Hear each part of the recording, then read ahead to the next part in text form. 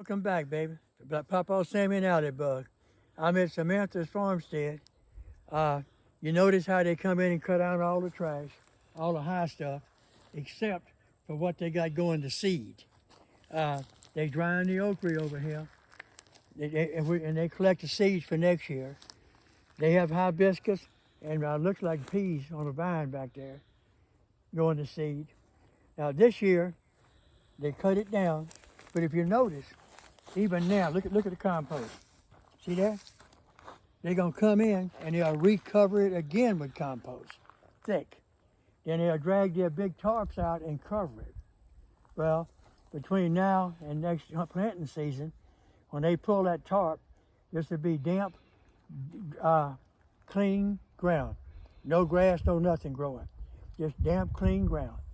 And they'll plant, and by the time the grass starts to take over again, they're ready to harvest, and they go back to the process. Compost, tarp, plant. It's just in this process.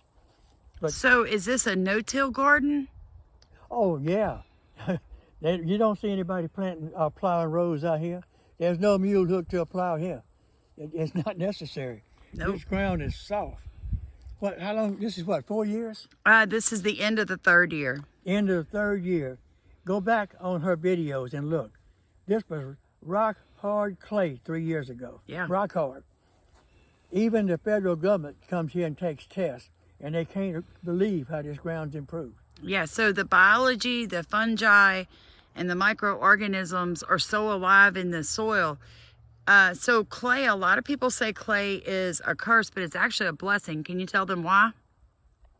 Oh, yeah. Clay is really a good growing compound if you can break it up where the plants can grow in it. Yeah. You know, add a little compost. But like I said, look at it. If you dig down, you'll still find some clay. See it? Look. See that? But look, it's starting to crumble, see? That's compost, people. That's worms and bacteria right there. Look at that.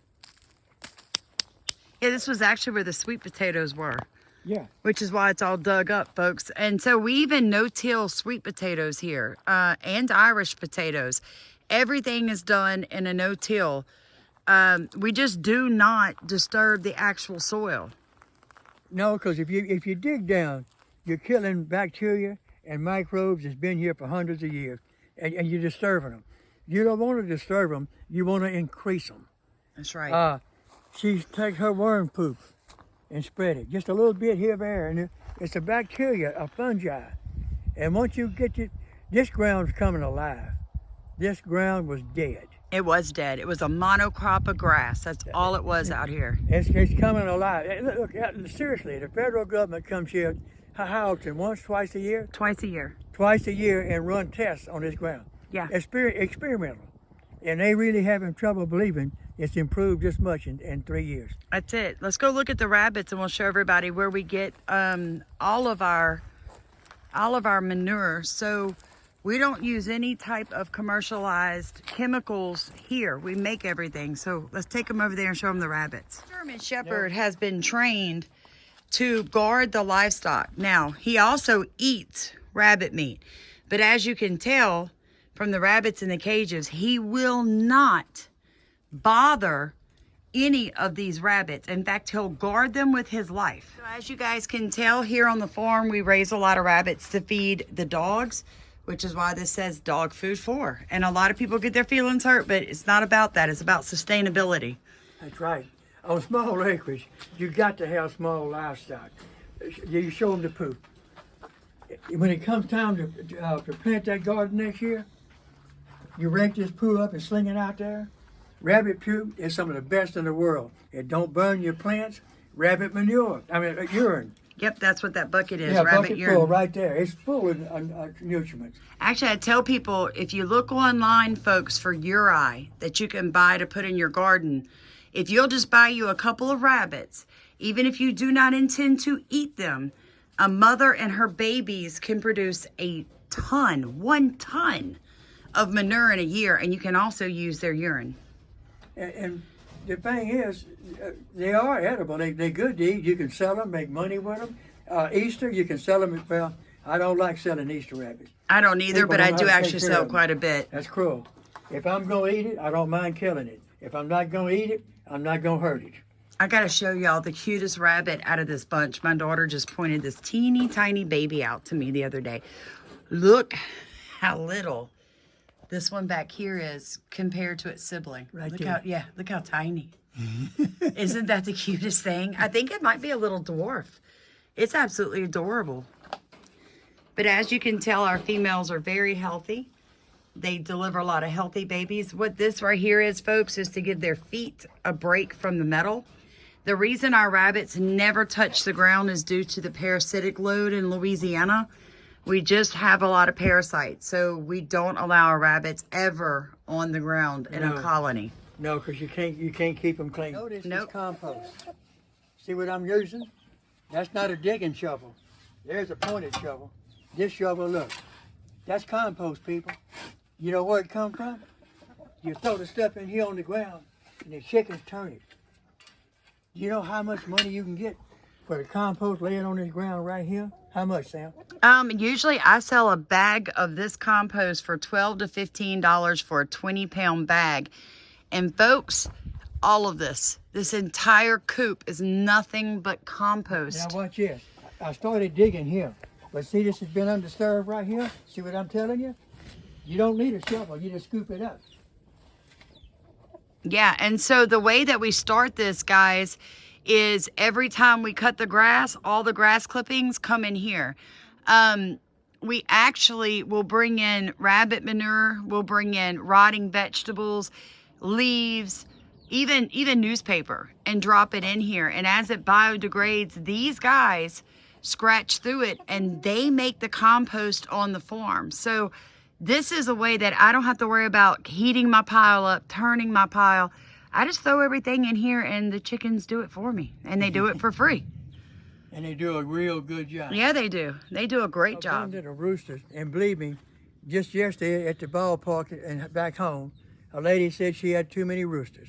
Well, they make good dog food, Yes, they do. and the good Lord put it here for consumption, not to look This at. is our Oh, backup look at chicken it. coop. Is Yeah. he tame enough to touch? Yeah, he is. He ain't gonna hurt you, but I don't know if he'll let you get too close to him.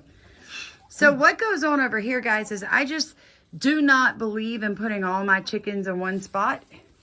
They're making compost. Look Yeah, at it. so this just started this year. And over time that they will turn this whole area into one big compost pile also.